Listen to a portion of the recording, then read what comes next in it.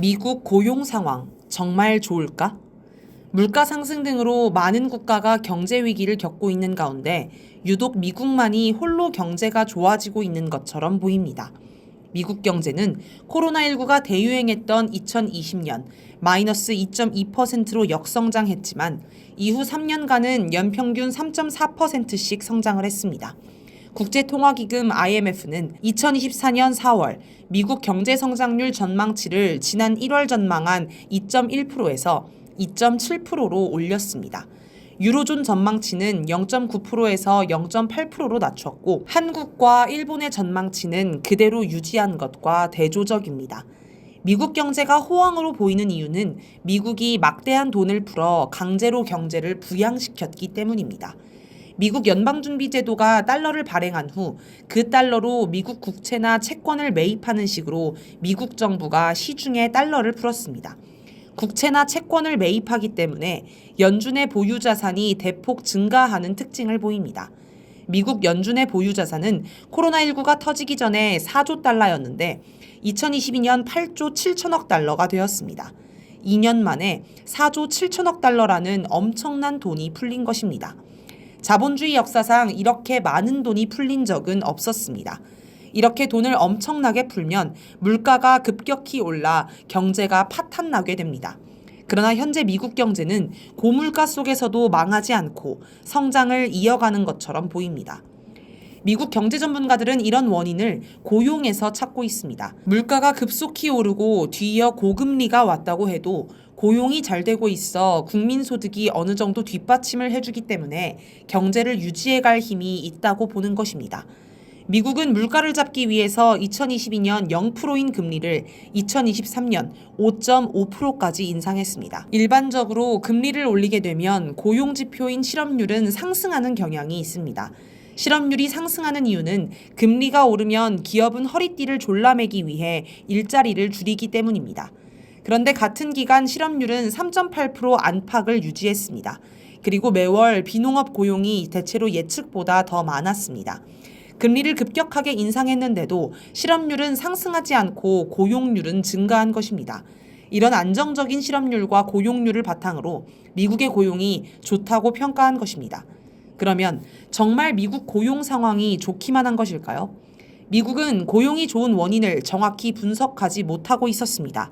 그런데 최근 고용 증가가 이민자 효과라는 분석이 나왔습니다. 미국 의회 예산국이 발표한 2023년 이민자 수의 추정치는 330만 명입니다. 이 중 240만 명이 불법 이민자로 파악되고 있습니다.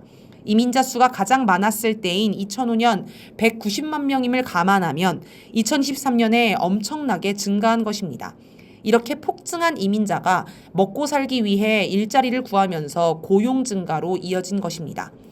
미국의 브루킹스 연구소가 발표한 연구 보고서에 따르면 과거 미국은 월 6만에서 10만 명 정도의 일자리가 증가하는 것을 물가 상승을 초래하지 않는 고용시장 균형점으로 봤습니다. 그런데 최근에 대량 이민으로 그 수치가 월 16만에서 20만 명으로 2배로 늘어났습니다. 글로벌 신용평가사 피치는 지난 4월 11일 보고서에서 이민이 일자리와 경제 성장에 크게 기여했고 이런 추세는 2024년까지 지속될 가능성이 크다라고 했습니다. 하버드 대학의 제이슨 퍼먼 교수도 최근 블룸버그 라디오에서 노동시장의 강세 원인을 묻는 질문에 이민자라고 한 단어로 답했습니다. 이런 사실을 종합해보면 미국의 고용 증가는 이민자 효과 때문임이 분명해 보입니다. 우리나라로 보면 외국인 노동자 때문인 것입니다. 고용이 증가하고 있어서 고물가, 고금리에서도 경제지표상 미국 경제가 호황이라고 이야기하고 있습니다. 하지만 이민자 효과로 인한 고용 증가가 지속될지는 의문입니다. 이런 고용 증가가 미국인의 경제적 삶의 향상과 소득 증대와는 관계가 없기 때문입니다. 이민자와 현지 미국인들 간의 갈등이 발생할 수 있어 이민자를 계속해서 받아들일 수 없을 것입니다. 도널드 트럼프 전 대통령이 불법 이민자에 대해 강력한 정책을 폈던 것도 이와 같은 이유입니다.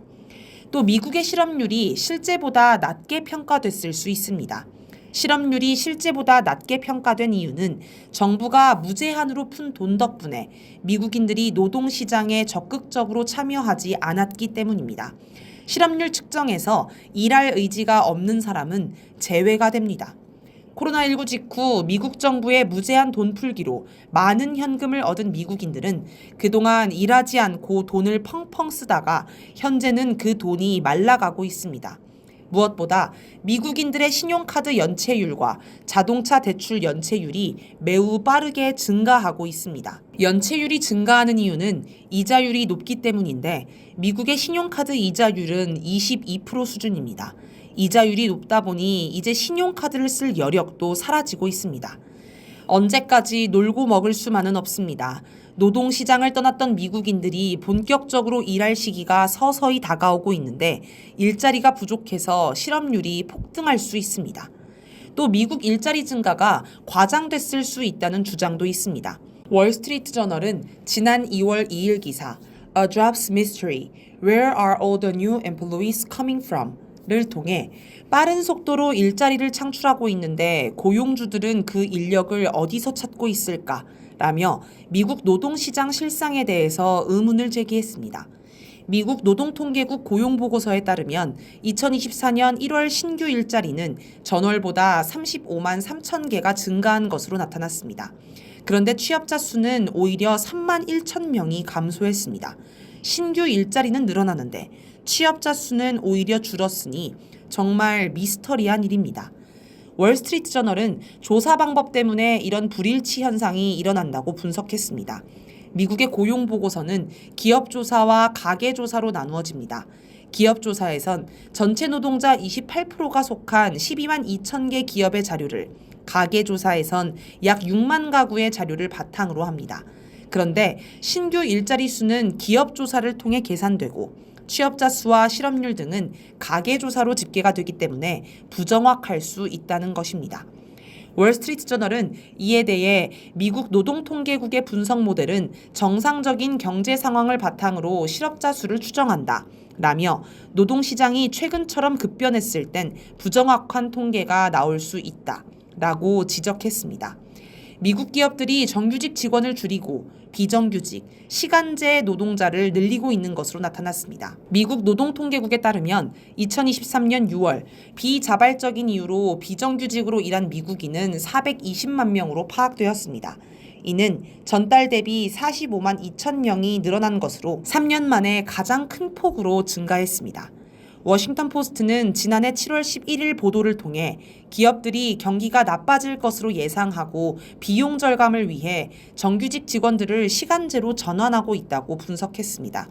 패스트푸드 가맹점, 식료품 가게, 미용실 등의 서비스 분야에서 시간제 근무가 늘어나는 것으로 보인다고 했습니다. 2024년에도 이와 같은 흐름은 계속될 것으로 보입니다. 시간제 노동이 늘어난다는 것은 고용의 질이 나빠지고 있다는 신호입니다.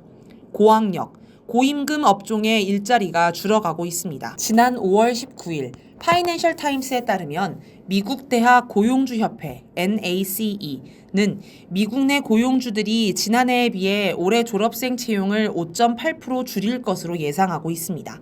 이는 NACE가 2015년 고용주 대상 설문조사를 시작한 이래로 가장 큰 폭으로 고용이 감소한 것입니다. 노동통계국에 따르면 20세에서 24세 학사 학위자의 실업률은 올해 초 4.2%에서 지난 4월 5%로 상승하기도 했습니다. 특히 제약회사, 전자제품 제조업체, 금융보험 분야의 일자리가 크게 줄어가고 있는 것으로 조사되었습니다. 금융보험 분야의 채용은 지난 3월 기준 3년 만에 최저 수준으로 떨어졌습니다. 기술 기업들은 지난해 26만 3,180명을 해고했으며 이는 2022년보다 59% 증가한 것입니다. 일론 머스크 테슬라 최고 경영자는 지난 4월 직원들에게 이메일을 보내 10% 이상의 인력을 감축하는 어려운 결정을 내렸다라고 알렸습니다. 승승장구하던 테슬라마저 인원 감축에 들어갔습니다. 미국은 고물가, 고금리 속에서도 고용이 안정적이기 때문에 경제 위기로 가지 않을 것이라고 주장하고 있습니다. 물가와 금리가 높더라도 안정적 고용으로 국민이 어느 정도 소득을 올리고 있으니 문제가 없다는 것입니다. 그러나 앞에서 살펴본 것처럼 고용 증가에 허점이 많고 착시 효과일 수 있습니다. 또 전망도 그리 밝지만은 않습니다. 무엇보다 고용 증가가 미국의 경제 문제를 해결해 주지 않는다는 것입니다. 미국 경제의 시한폭탄은 시장에 푼 돈의 양이 너무 많다는 것입니다. 그리고 돈을 푸느라 국가가 엄청나게 많은 빚을 지고 있는 것도 큰 문제입니다. 이 문제를 해결하지 않는 한 미국이 경제 위기에서 빠져나오기는 힘들어 보입니다.